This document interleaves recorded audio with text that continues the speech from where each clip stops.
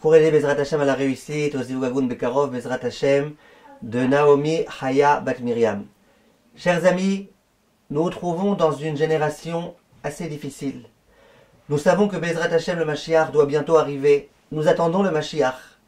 Et d'autre part, nous sommes tellement assimilés parmi les autres peuples. Je ne parle pas forcément de la véritable assimilation dans laquelle on n'accomplit plus aucune mitzvah.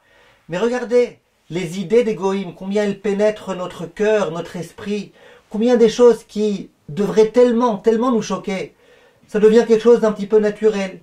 Combien tout type d'appareils, desquels on devrait s'écarter à fond, on les tient entre nos mains.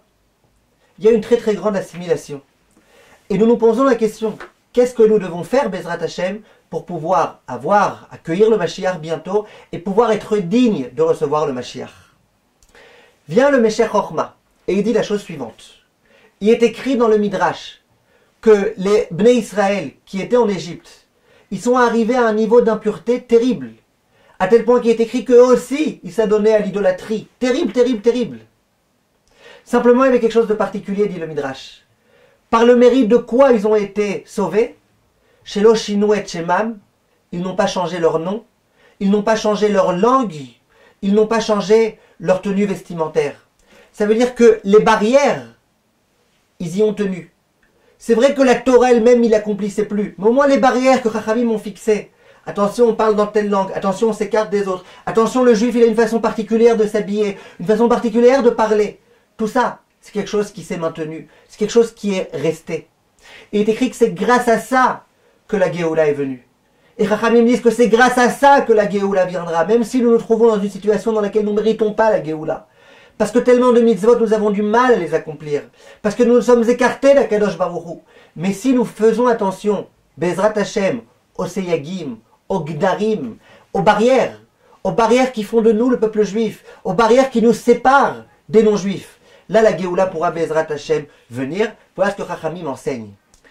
C'est la raison pour laquelle il est écrit de façon explicite que il est écrit dans le Midrash, comment Moshe Rabbeinu il savait, quand il était auprès d'Akadosh Baruch Hu, pendant les 40 jours et 40 nuits, comment il savait c'était quand le jour, c'était quand la nuit?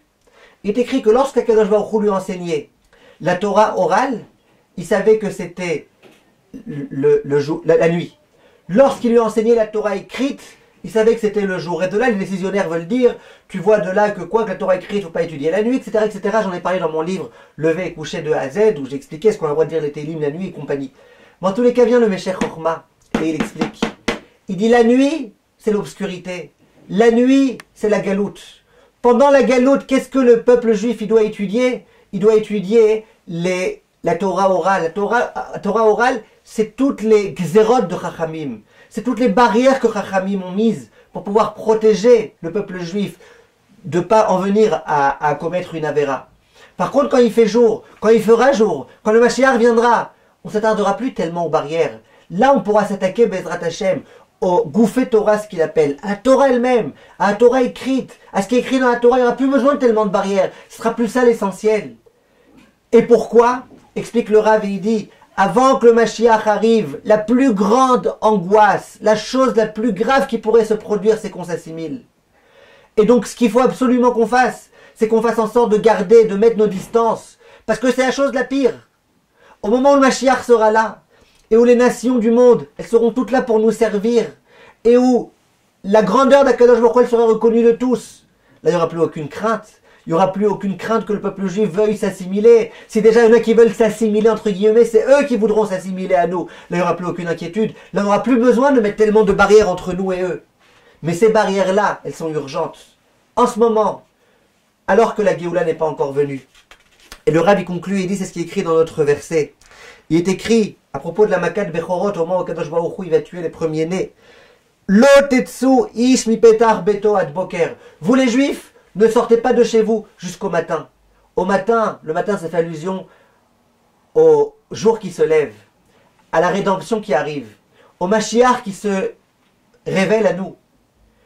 Tant que le Mashiach n'est pas venu, ne sortez pas de chez vous. Restons enfermés avec nos coutumes, avec nos barrières, avec ce qui fait de nous le peuple juif.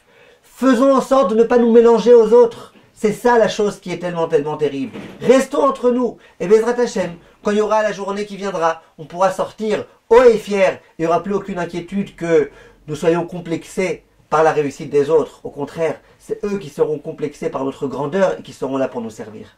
Kol tov, mes chers amis.